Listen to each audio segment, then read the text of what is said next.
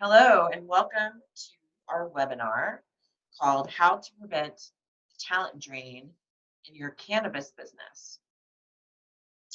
So, one of the things that I wanted to talk about really quickly is if anyone has any questions, I'm going to take questions at the end of the webinar, and please use the chat box for any questions. My name is Jenny Germano, and I am the owner of ICS Consulting Service based out of Denver, Colorado. I'm going to give you a little background about myself. So I started in the cannabis industry back in 2009 in Denver, Colorado, working at a boutique dispensary. From that boutique dispensary, I worked in the industry for 6 years, managing a variety of up to 6 different dispensaries over that span in time. I would say one of the reasons why I have a really good understanding of employees is because I was an employee in the industry. And as a manager, I understand what it was like to experience all the pitfalls in this industry of losing employees constantly, being a revolving door, having my hands tied as a manager in this industry because maybe we were on a budget and it was a smaller company to where I've managed really big companies where I had over 100 employees and had really good budgets to take care of my employees. So I've actually worked on both sides of the issues when it comes to employee retention, whether retaining them and losing them. So as of right now, I've been in the industry almost a decade, and I started my company in 2015, ICS Consulting Service, as a way to provide compliance support nationally across the United States, whether you're an established cannabis facility or you're in the process of moving from an unregulated market to a regulated market for the first time in your state. So one of the first topics I wanted to cover is assessing your workforce culture. One of the things is, assessing a workforce culture is something that's definitely not new to employment workforces. It might be new to the cannabis space, but out there in the world and other industries, there are companies and there are tools that you can assess your workforce culture and employee engagement in your facility. And this is going to be one of the things that I'm working on providing my clients just extra tool and how they can assess what their workforce culture is like. That's a tongue twister for me. On to my next slide. So what does it mean? So what does it mean to assess your workforce culture? One, you want to find out if your employees are happy. Most facilities I go into, the employees pretend they're happy when the owners are there, and once the owners leave, they then spill the beans about their unhappiness. This happens when I come in and I perform compliance audits. For the most part, when I do compliance audits, most of the owners aren't there during the walkthrough with me. It's usually an upper management position person. And I walk around the facility and I engage with the employees in that facility. I engage with those employees and I start asking them questions, and it's very apparent whether they're happy or not happy. And so I think it's very important to find out if your employees, I think it's really important to find out if your employees are unhappy or not. Thank you hi Regina, thanks for joining me. I'm pretty much on my third slide, so I'm recording this as well, so you'll be able to watch it. Thanks for joining. So another thing is you want to get feedback. So basically we're covering how do you assess your workforce culture in your cannabis business. One, what I just covered is find out if your employees are happy. Two, you want to get feedback from employees on the work environment. You can hire a third-party person, or you can have a manager or an owner. If you're going to sit down with your employees and honestly ask for feedback, you have to provide a safe atmosphere for them or they will not share and be honest with you, or if they are in fear of losing their job or in fear of retaliation. So you really have to do this with kids gloves when you're trying to find out honest feedback from your employees, and you have to respect the feedback that your employees give and try to keep an open mind. You also want to assess the team's overall facility compliance knowledge. This is also highly important because we're specifically addressing cannabis licensed facilities today. And because of that, we have compliance issues. And employees are on the front line. They are the faces that represent all of us. They are the grease that keeps the gears moving in our industry. And they are the last person, I would say, in the wall of compliance. So compliance is very important to your team because they are the ones responsible for making sure compliance is always operating in the facility. When your little worker bees, it's just not all on management and owners. It has to do with all your little worker bees in your business operations. So you want to make sure, you want to find out what your compliance culture is in your facility. And if you have one, is it something that's being maintained? Is it constantly being created? Do your employees even know if you have a compliance culture? So the next step is you can hire a third-party assessor to come in and evaluate the work culture. There's lots of different tools and apps. People like me, I come in from a more cannabis-specific side of assessing the culture. There are companies that you can hire to come in and do an appraisal of your overall work culture. Another thing, since we are specifically addressing, licensed facilities here, nationally, not just in Colorado where I'm based out of, but you want to have a mock compliance audit. This is where all the staff is questioned, and you want to test their stress levels on having an on-the-spot evaluation. And the reason for this is you want to know how prepared they're going to be for when the state shows up. The state typically does not call you. The city does not typically call you and let you know when they are coming, unless you're in the middle of build out and you're getting your inspection card signed off and off on. Then you really do know that they're coming because they schedule an appointment with you. But when they are doing more of the on the spot, we're going to show up and surprise the heck out of you day, they're not going to tell you they're coming. And so you want to know how your employees are going to handle it, because I guarantee that agent or investigator of your state licensing authority is going to question your employees. And you need to make sure that your employees are up to date and knowledgeable about compliance. Also, you want to observe how employees are interacting with other employees and upper management. I will be in a situation where I'm just on a compliance audit, and I see this all the time, and people are very relaxed.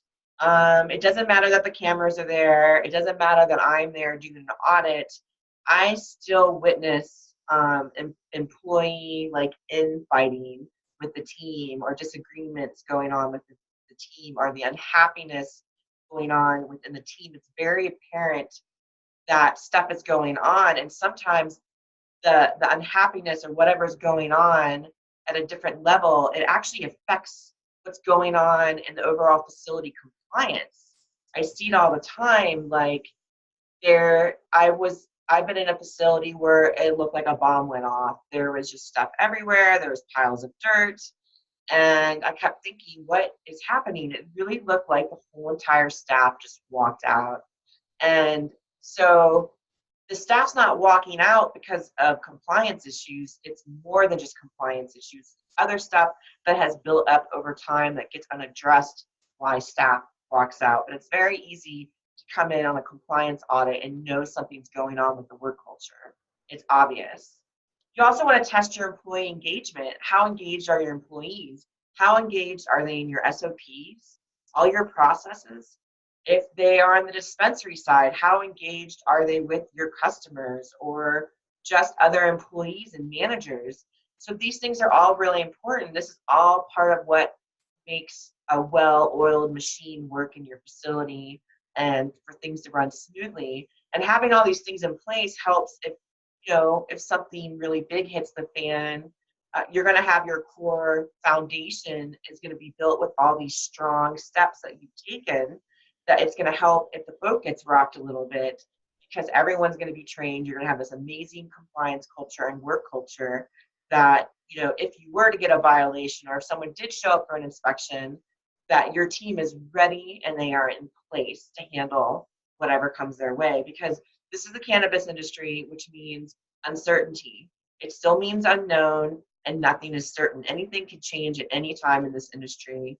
That's really important to know.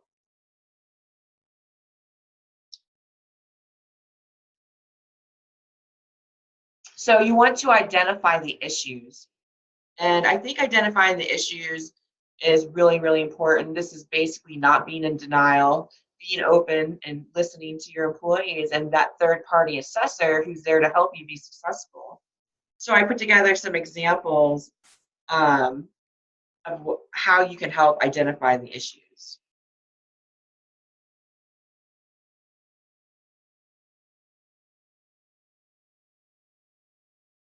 So you basically have to change your culture for the better, and you need to assess the work culture. I don't know why that slide, I missed the slide, I apologize. It's like, what happened? Here we go. Sorry. So these are the list of things that you can do for, assessing your workforce culture, and this will help you identify your issues. I apologize for being off on that slide. So my next slide, which is how to change the culture for the better. So first you know that you need to make changes. Like I said before, that's being honest about where you're at. I always say implement new structure. A lot of the times that we have these issues in our facilities is because we're lacking structure and training. Or I see a lot of people that have SOPs on their shelf or an employee handbook, and it's covered in dust and no one ever opens it. And I can't, maybe someone hasn't even read the SOPs for a year. Maybe they're not even updated with new processes or compliance updates that happened 6 months ago. So you can have structure and SOPs, standard operating procedures in place in your facility and still be bombing out on your work culture. Because just having them isn't enough. You actually have to be engaged in this process. Processes have people trained in them. So that alone creates a really healthy working environment when everyone's on the same page, everyone is educated on exactly what it is your facility does and all the processes. You also, with structure, so once you identify the issues, you can create a plan and structure and steps. So let's just say your issues are maybe your bud tender is giving misinformation to somebody on dosing. Well, have you taken those employees through any kind of training? I understand facilities do training. I try to sell training all the time and I get told, oh, but we have internal training. But yet my biggest complaint and feedback I get from employees that they're not getting enough training. So I believe people have internal training. Hi, welcome to our facility. Here's your packet. Welcome to your new job. You're going to get an orientation and a training. But what about ongoing training? Because in Colorado, our regulations change every 4 to 6 months. And every time I go and I do an audit, there are facilities that have no idea that the rules change or that they need more SOPs or something changed with tagging in the grow. So that's why I think you need ongoing training, which should be quarterly, I believe, in every facility. So then you want to provide your team provide them with what is lacking, and you have to listen to your employees' feedback, the honest feedback. And I also want to add about compliance.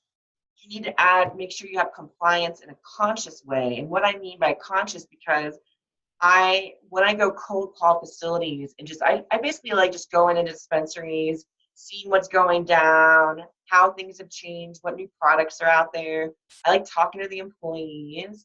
And what I find is there's a lot of unconscious stuff going on when it comes to compliance, meaning it's almost like people have gotten complacent. We know what we're doing. We've been doing this for 9 or 10 years or 5 or 6 years in Colorado. But what has happened is people have gotten comfortable, and they're unconsciously have become comfortable, that they're not staying up on things as simple as badges. I was in a facility and the manager on duty did not have the correct badge, and he was very complacent about it when I brought it up, and that the owners were complacent about it. Well, that's a violation. The state comes in and you don't have your manager's badge and you're working on a support badge. In Colorado, there's supposed to be a manager on duty at all times with a proper badge. To me, that is a signal of complacency and the breakdown of the compliance culture in the facility. And I believe that always starts at the top with the owners. So if you're an owner listening to this, please, it always starts at the top, and you set the biggest example, and next your management team sets the biggest examples, because your lower staff, those are subordinates. Those are the people that look to you as an example. So managers and owners are the ones that have to be the leaders, and the employees are going to be the ones that you are going to lead. So you want to make sure that you're also creating a team environment. A lot of places, I've been in some places where everyone's out for themselves, and we don't care about that person or if they get fired or whatever. Well, it should be a team effort. Everyone works better as a team. I understand that people want to move up in the industry, and they have dreams and goals that they want to get to. But no matter what, you should always be a team player in your licensed facility when it comes to cannabis. And don't be afraid. Don't be afraid to get rid of the bad apples. I ran a facility where it was a grow and a dispensary. I had 7 bud tending stations. At one point, we were doing 100 customers an hour. And I was also in charge of all the cultivation facility employees, trimmers, and hiring and firing. I was the director of operations. And we had some bad apples. And what happens with bad apples is they create a toxic environment. And if you're trying to change your culture for the better, it will never happen with toxic people in there. You just have to nip it in the butt, and you have to move on, and you have to get rid of those people, and you have to want to make sure you hire people that are motivated and want to be a team player, and they're not, stirring the pot and getting everything stirred up with the employees. Those are the employees that I had no problem firing, because that's not the work culture that you want to have in your facility. Okay, next slide. Now that I'm back on track. Okay, so tips on how to make the internal improvements. I think this is important. And who doesn't love Yoda? I love Yoda. He was always wise. He had lots of nice tips. 1, so you want to provide an employee break room and stock it with snacks and beverages. I know this sounds either ridiculous or so simple, or maybe someone's going, well, duh, isn't that normal? Not really. I can't even tell you the number of facilities I've been in that do not have a break room for employees. I was in a place that didn't even have hooks for the employees to hang their coats, and they were hanging their coats near cannabis plants in the facility, and employees had to stand to eat, and they had like a microwave on top of a water barrel and an empty upside down water barrel. It didn't have water in it, but there was nowhere for the employees to sit. They were eating in the same room where plants were, which is completely against health code violations to be eating where people's medicine is. When one of the dispensaries I came into, there was a room, and when I went back there, employees were standing for their break.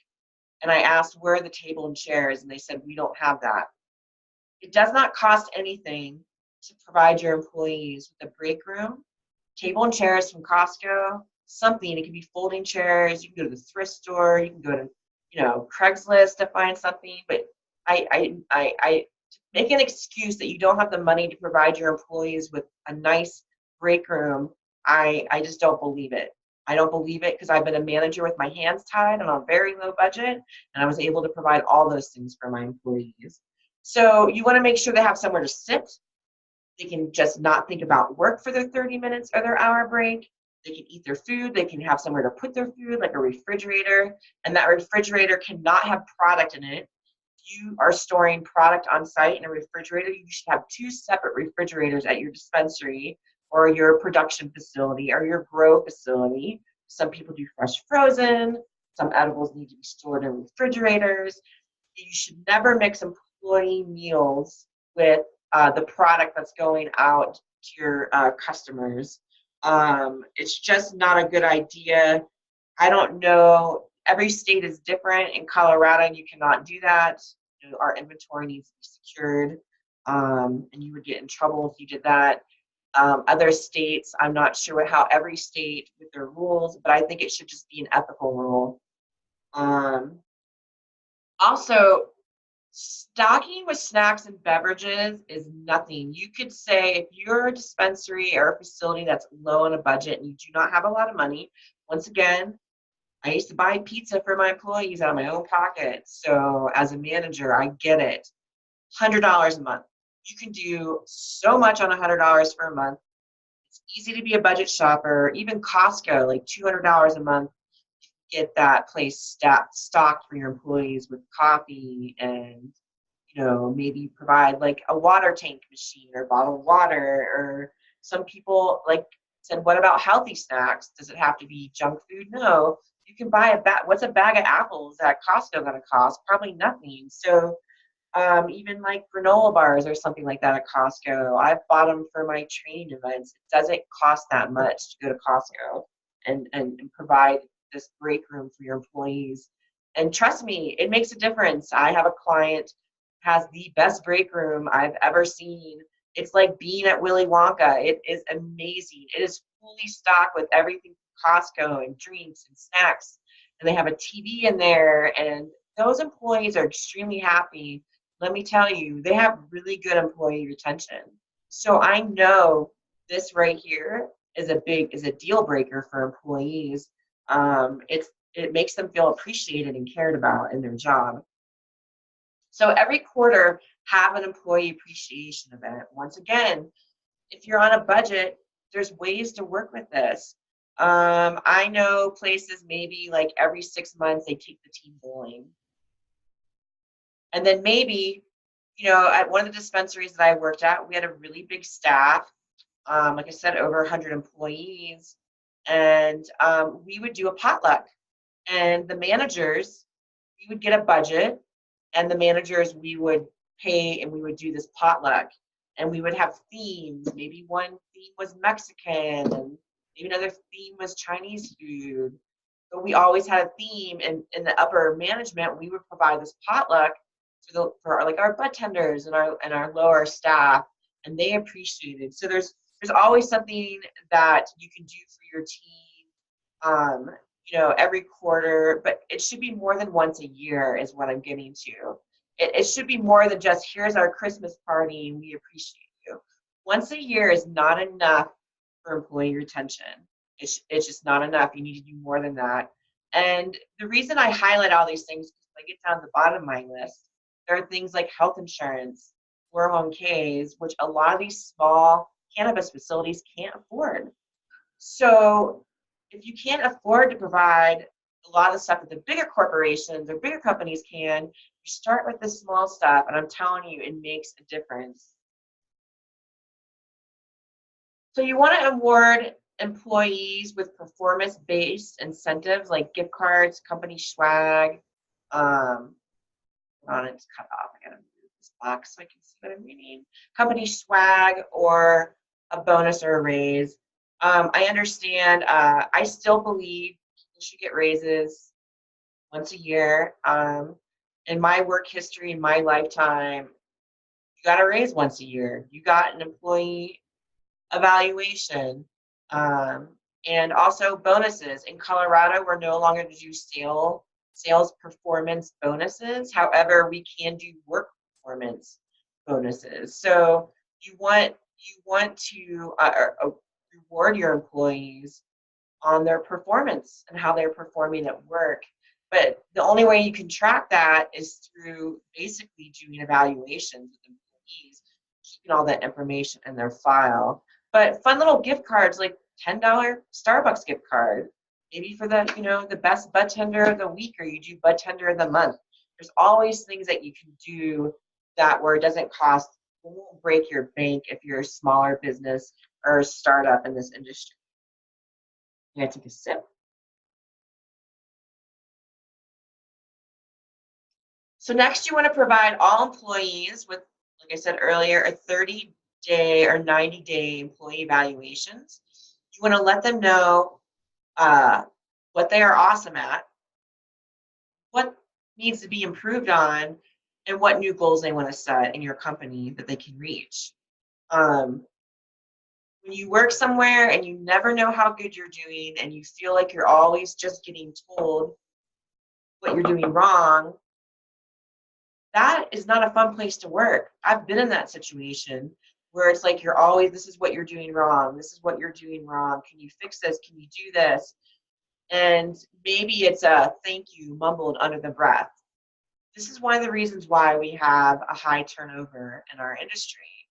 I was working at a dispensary in 2011. I asked for a 90-day evaluation because I wanted a raise. I was doing compliance for 5 stores and I was making $14 an hour. No joke. $14 an hour to run the compliance for 5 licensed facilities in 2011. And I wanted an evaluation because I wanted a raise.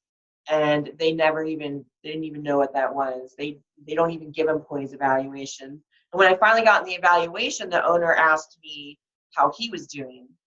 And when I asked for a raise, I was told to go look for another job. And there are stories like this out there all over the place, and there are amazing stories, and then you get with people who don't treat you right. So, like I said, I've been on both sides of the fence of being an employee in this industry where I've worked for amazing people and not so amazing people. It's just the roll of the dice in this industry right now. So provide evaluations. They are so important. I was yearning as an employee for someone to tell me, Jenny, here's what you're doing good at. Here's what you're not doing good at. Here's what we want you to work on. That would have made me want to stay with these companies so much longer. But after 8 months, I would just leave because I felt like they didn't care. And that's why there's a revolving door in our industry. So you also want to provide, this is the biggest feedback I get from employees when I'm out on the streets, hitting stores, is they need more training. So you want to provide ample training for all levels, not just management, but your trimmers, your bud tenders, the people that make the $12 an hour, $10 an hour, and $13 an hour. They are on your front line. They are representing your business. They deserve to be trained properly. You want to educate them on compliance, your business mission, and how important they are. This empowers employees. The young people of today, even my generation, we don't want to just click in a time clock anymore and punch a time clock and just be a number. Like, it's really important, the mission of that facility that you're working for and their purpose. And a lot of times people talk about patients over profits. Maybe your mission is that you want to work for someone where it's really not about making profits, but it really is truly about the patients. And those are things that are important in the workforce today and to the employees that are out there. They all have missions and purposes they want to get met. So also, you want to allow employees to give feedback in a safe setting and contribute to new ideas. I think this is really important. You could have a feedback box that's anonymous. You could always do it anonymous. Another idea is that you have an HR department. In bigger companies, there are HR departments, and you're supposed to be able to go to your HR department, and it's supposed to be held confidential, and you can go to your HR person and have a conversation, and they can relay the information without exposing who you are if you feel that your job might be in danger. There are different ways to approach it. It just depends on the relationship you have with the owners in that business and how big it is, how small it is. It just really depends on a lot of different circumstances. You also, this is really important, you want to ensure that your management team is experienced. and the management systems that you have in place are strong and consistent. If you have a bad manager, then how do you think that's going to affect the employees? If you have a manager that doesn't care about compliance, how's that going to affect the employees? You really have to have a leader in that role. And if you're not, and if you're as the owner and you're not one of those people that are a leader, and some owners aren't leaders, maybe they're more the entrepreneur and they're working on the business, not in the business, and they have multiple things going on and they can't be the leader for this facility. Fine, hire a leader in your business to lead. You can't just have a bunch of followers. You have to have a leader in the facility to set the tone for all your employees. It's extremely important. And like I said at the very bottom, I put this at the bottom because not everyone can afford to do this. The bigger companies that have multiple facilities or they're in multiple states, they have a bigger cash flow. They're just a lot bigger that they can do health insurance, 401k, IRA, and mutual fund, or an investment in company stock. If you can't provide these things, all these things up above will not make it seem like, why aren't they giving me these things? Health insurance is really important for people nowadays. They really want health insurance. I actually have clients that only hire full-time employees and give them all health insurance. So it's out there, but not some of the smaller places, the mom and pop shops, they can't do it. So if you're one of those places, try to do all the above stuff to help you with your employee retention. These are just some great tips, basically, and helping you like how to change the culture, basically. I'm gonna look and see. I have to move this. Looks like Regina has a question. What are you saying works with all industries? In what way, Regina, for your question? It says, what are you saying works with all industries that require compliance? Can you be more specific? Like, was there a point I was talking about that you're referring to? Because I think your question came up in the middle of when I was talking.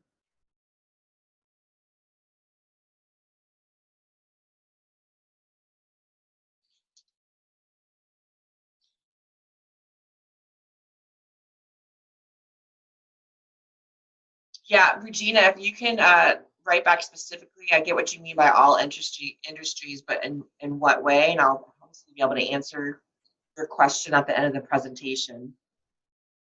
So my next slide is how losing employees can cost you more money than it does to retain them. Oh, I see you're lighting up. I'll get to you in 1 second. So how losing employees can cost you more than it does to retain them.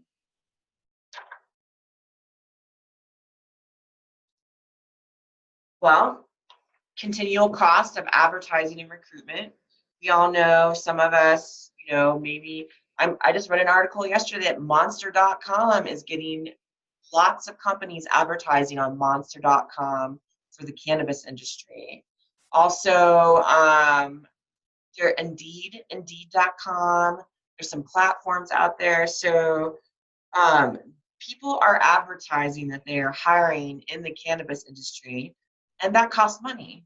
So the higher turnover rate that you have and the issues with retaining employees, the more money you're going to spend on recruiting and hiring and advertising to hire employees.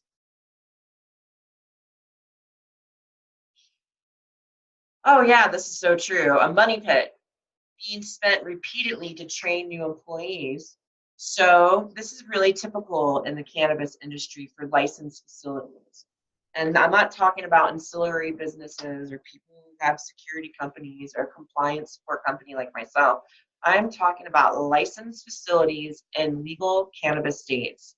So the money pit being spent to repeatedly train new employees. You get an employee and they quit after 3 months. Now you have to train them again. You get an employee and they quit after 6 months. Now you have to train them again. Now, that training costs money because you're paying the person that trains them money. And you're going to keep paying them over and over again to keep training people over and over again. So that's one way I see people losing money. So frequent turnover can make your business seem unstable. Imagine what it's like for vendors that your company's working with or your customers, and they keep seeing new people or they have to keep dealing with another person. That happens all the time. I can't tell you how many edible companies I worked with where I would just get a new rep.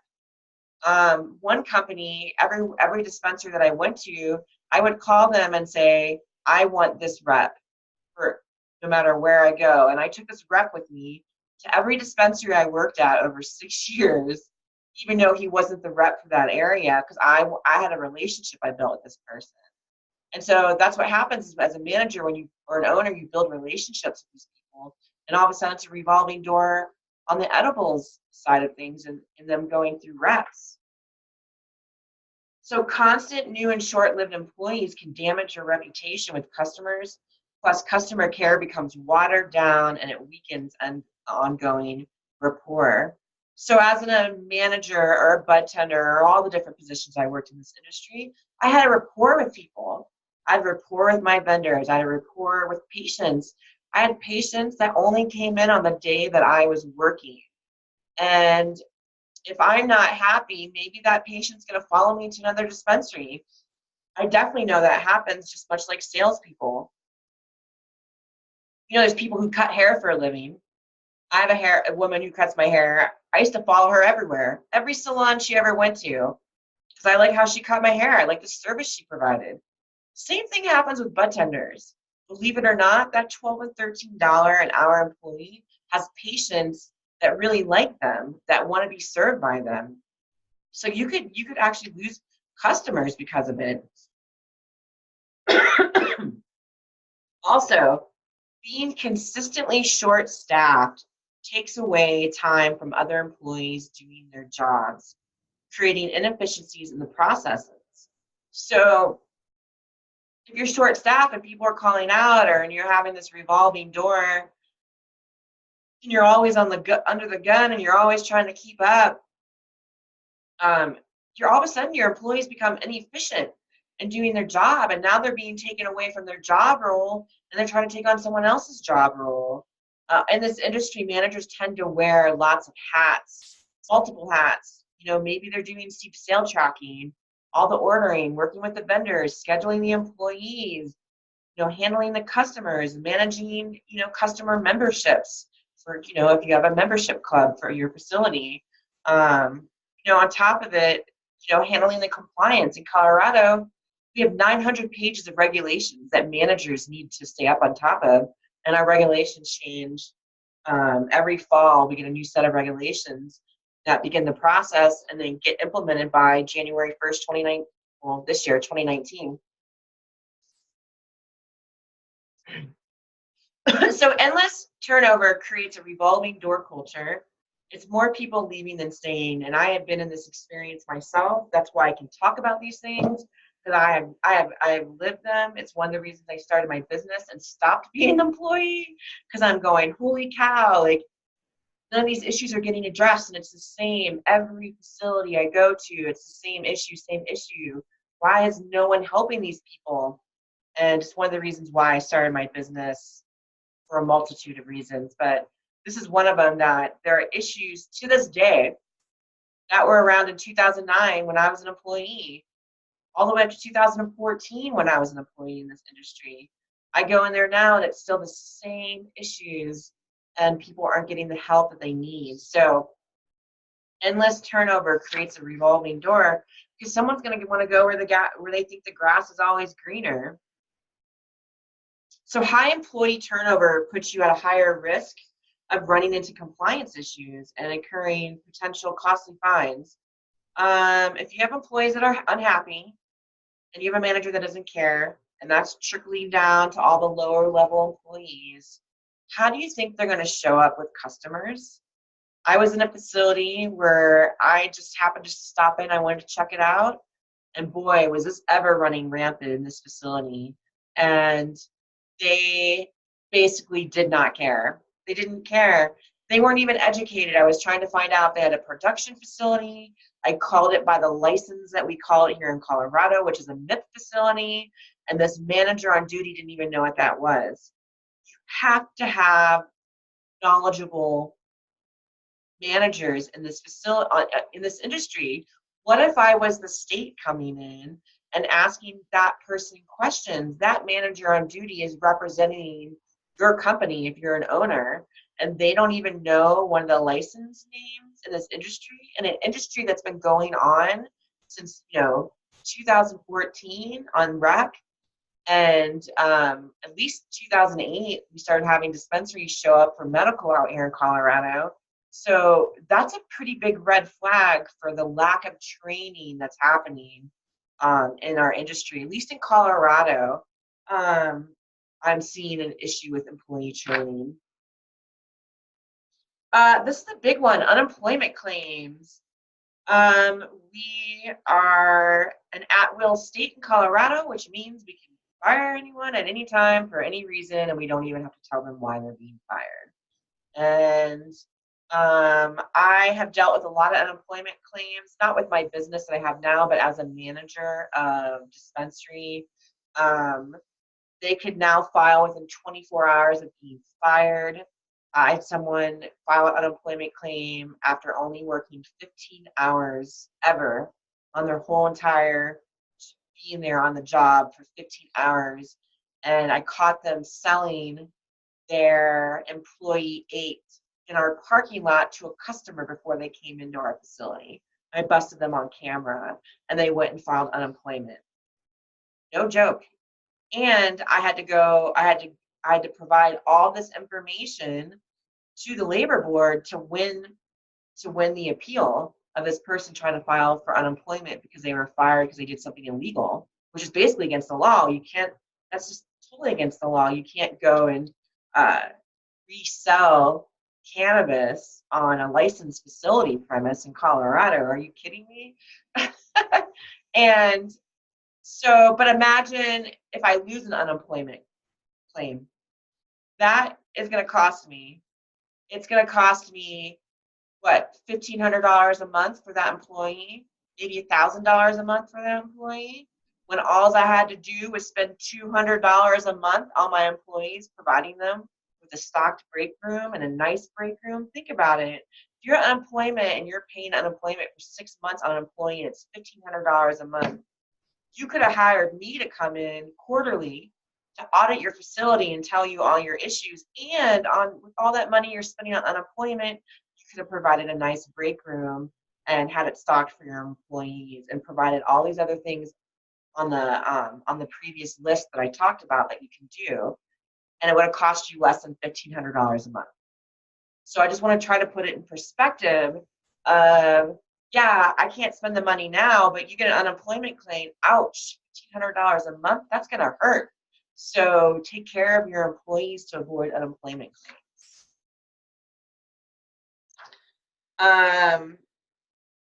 So I just want to thank you, and I'm going to look at your question really quick here, Regina. I just want to get through my notes.